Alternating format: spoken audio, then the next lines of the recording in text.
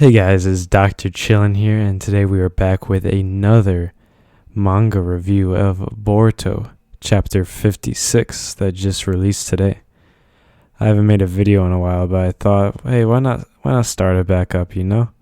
Maybe some people are actually missing my content, so I thought I'd make another video for this new Boruto chapter that just came out today, and I plan on making more reviews for more anime and more manga coming up in the next few days, so as long as I'm staying motivated and everything, I'll be uploading for the next few days. So this chapter picks up a little farther past where we ended off last chapter with Kurama dying and everything like that, which was, I mean, I haven't really been following Boruto too closely, but that was a pretty substantial moment, I'd say, because Kurama's literally been there since the beginning of Naruto. So I don't know if he's going to stay gone forever or anything like that, but that's a pretty big moment. So we cut back to the village, and Boruto's getting interviewed by some random talk show dude while Kawaki's arm is getting replaced again because he did lose it.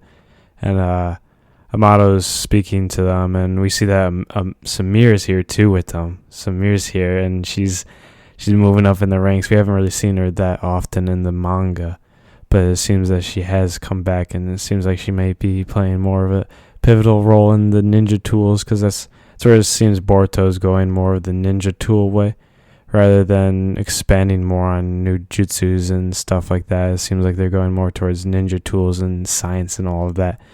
So we see her working with Kawaki and Amato and the other scientist dude, talking about his arm and how cool the technology is and everything. And we see that Amato has something to say to Kawaki, but like refrains from telling him this time, saying, let's do it next time.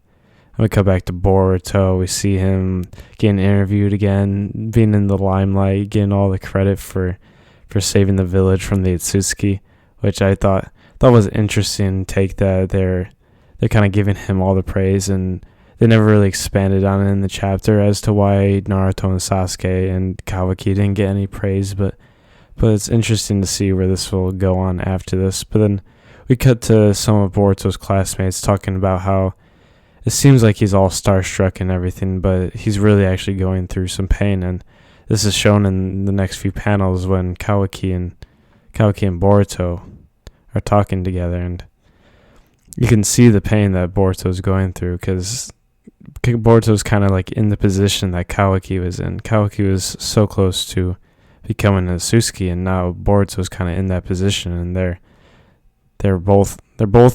talked about how they're both close to being a Suzuki, but since Boruto still has the Karma Seal and still has Momoshiki in him, then Boruto's closer. So Boruto explains kind of the trife he's been going through, but then Kawaki kind of gives him a little bit of hope, talks about having his own vessel, which I never thought of before this. I never thought that would be a path Boruto would go down, but in the last chapter, we saw the last panel with Code in it, and they expand more and kind of tell who Code actually is.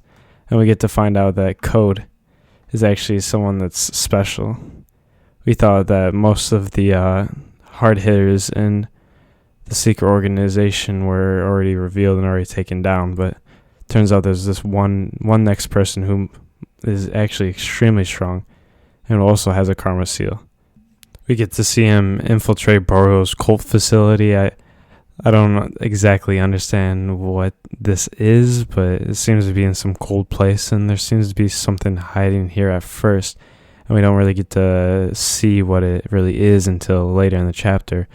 But as we see Amato talking to Shikamaru and Naruto, we get to find out that this dude is actually like he's actually stronger than Jigen, which is kind of crazy to think about, because they hardly stood a chance against Jigen and his Otsutsuki form. So like they kind of just dropped the bomb that Code is actually stronger, and that they needed to put limitations on him because he was so strong, which I think's kind of nuts, and I did not expect them to go down this way, that there was actually so much stronger than Jigen. And Amato kind of teases that he's the only one that will be able to release his restrictions, but they kind of like tease it a little bit, say that he's going to find out another way that Code's going to be able to get rid of those restrictions, and that's going to be tough. That's all I gotta say.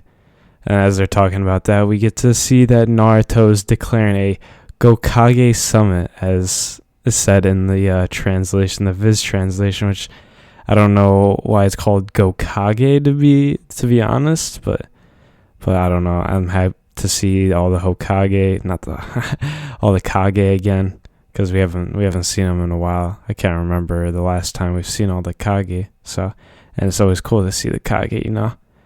So then we cut back to Boruto and Kawaki talking about, and Boruto's talking about how he feels like he could definitely go through with the plan of making Code his vessel. He's still a little worried about it, but he's still kind of feeling it. But he realizes that they're not strong enough for this. So he has an epic panel at the end where he says, "It's time we go train. Let's go, Kawaki. It's time we get strong." Which I think is going to be dope to see how strong they can really get. Because they were mentioning at the beginning of the chapter how Boruto is not able to really do anything because of the fear of him becoming a Suzuki sometime soon. So he hasn't been able to do anything. So I'm curious to see as to how they will train and how they'll get stronger. But after this, we do get to see Code one more time before the chapter ends. And he runs into one of Boro's subordinates. It seems like he lets the subordinate know that Boro has indeed passed away, and the subordinate's like, "Okay, I guess I'll help you then." And he gives him the go to meet this person named Edda.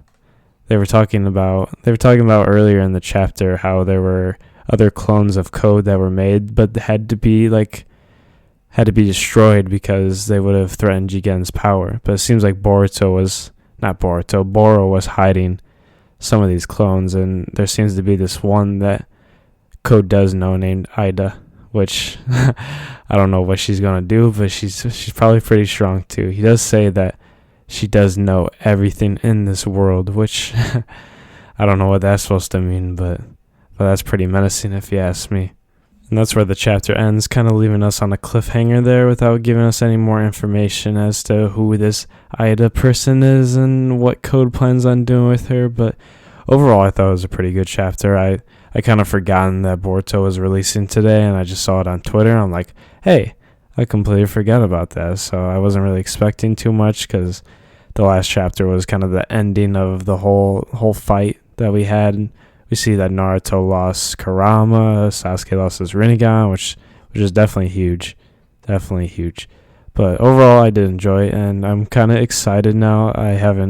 We've been in like the Kara saga for such a long time, and it's cool to see us kind of moving it out of it a little bit, because I mean, Code is still a part of Kara, but it seems like we're going down a completely different path. I'm definitely excited for it, and if I had any theories, I'd say that Code's going to use these. There's probably more of these Ida people. Ida knows things. He's probably going to use this Ida person to go and find the other cyborgs and maybe attack the Leaf Village and get Kawaki back and like reform him and like reform the Karma Seal on him and use the Ten Tails and make the chakra tree and destroy Earth like the original plan had in store. Say once again, I am excited for this next chapter, and I will definitely be waiting for it to come out.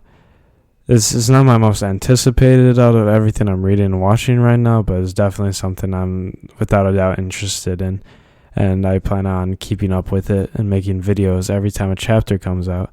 But my next video I plan on is being a Dr. Stone episode review of the most recent Dr. Stone that came out today. I'll probably be uploading that either today or tomorrow because that was a good ass episode. And besides that, I'll be uploading more anime reviews later this week as those episodes come out. So I appreciate you guys all watching. I hope you enjoyed the video. If you enjoyed, hit that like button, hit that subscribe button, whatever you want to do, support me. I'm just trying to start out again. I've taken a long break and I'm just trying to start again. So I appreciate the support and hope you enjoyed the video.